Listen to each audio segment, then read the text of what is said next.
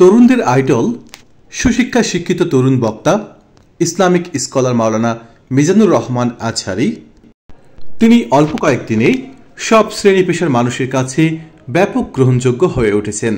বর্তমানে যে কজন ইসলামী চিন্তাবিদ রয়েছেন তাদের মধ্যে তিনি অন্যতম। মিজানুর রহমান আজহারীর জন্ম। মিজানুর রহমান আজহারী 1990 সালের 26শে জানুয়ারি ঢাকার ডেমরায় জন্মগ্রহণ করেন। তার পৈতৃক নিবাস কুমিল্লার মুরাদনগরের পরমতলা গ্রামে। তার বাবা একজন মাদ্রাসার শিক্ষক। তার পরিবারে মা বাবা ও এক ভাই রয়েছে। শিক্ষা জীবন। মিজানুর রহমান আজহারী ঢাকার ডেমরায় অবস্থিত দারুন নাজাত সিদ্দিকিয়া কামিল মাদ্রাসা থেকে 2004 সালে দাখিল পরীক্ষায় জিপিএ 5 পেয়ে উত্তীর্ণ হন। 2006 সালে আলিম পরীক্ষায় গোল্ডেন জিপিএ 5 লাভ করেন। 2007 সালে ইসলামিক ফাউন্ডেশন আয়োজিত মিশর সরকারের শিক্ষাবৃত্তি পরীক্ষায় প্রথম স্থান অধিকার করে মিশরের আল আজহার বিশ্ববিদ্যালয়ে আন্ডার গ্রাজুয়েট করার জন্য মিশরে যান। সেখান থেকে ডিপার্টমেন্ট অফ তাফসির অ্যান্ড কোরআনিক সায়েন্স থেকে 2012 সালে শতকরা 80% সিজিপিএ নিয়ে অনার্সে উত্তীর্ণ হন। মিজানুর রহমান আজহারী মিশরে 5 বছর শিক্ষাজীবন অতিবাহিত করার পর 2013 সালে মালয়েশিয়া যান। সেখানে গার্ডেন অফ নলেজ খ্যাত ইন্টারন্যাশনাল ইসলামিক ইউনিভার্সিটি থেকে পোস্ট গ্রাজুয়েশন সম্পন্ন করেন।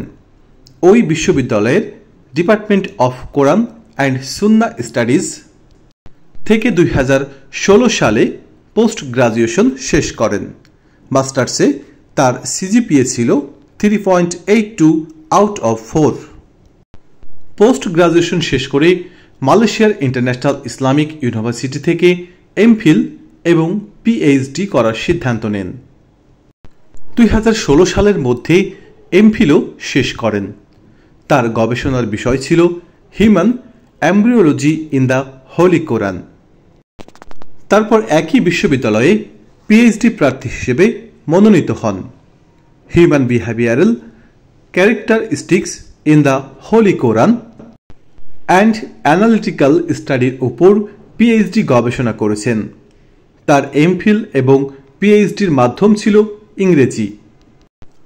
এছাড়া IELTS পরীক্ষায় অংশগ্রহণ করে overall 7.5 out of 9 band score এবং স্পিকিং সেকশনেও 7.5 ব্যান্ড স্কোর অর্জন করেন। উপাধি মিজানুর রহমান তার নাম, তবে মিশরের আল আজহার বিশ্ববিদ্যালয়ে পড়াশোনার কারণে তার নামের সাথে আজহারী উপাধি যুক্ত হয়েছে। দাম্পত্য জীবন। মাওলানা মিজানুর রহমান আজহারী 2014 সালের 29শে জানুয়ারি বিবাহ বন্ধনে আবদ্ধ হন। তার 2টি কন্যা সন্তান রয়েছে। তরুণদের আইডল।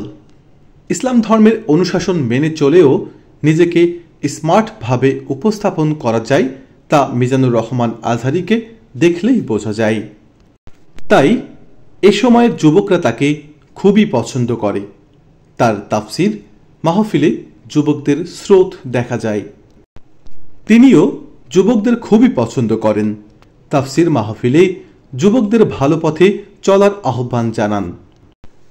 খুবই অল্প সময়ে সুললিত কণ্ঠে কোরআন হাদিসের সহজ সাবলীল আলোচনা করে অসংখ্য মানুষের মনে জায়গা করে নিয়েছেন।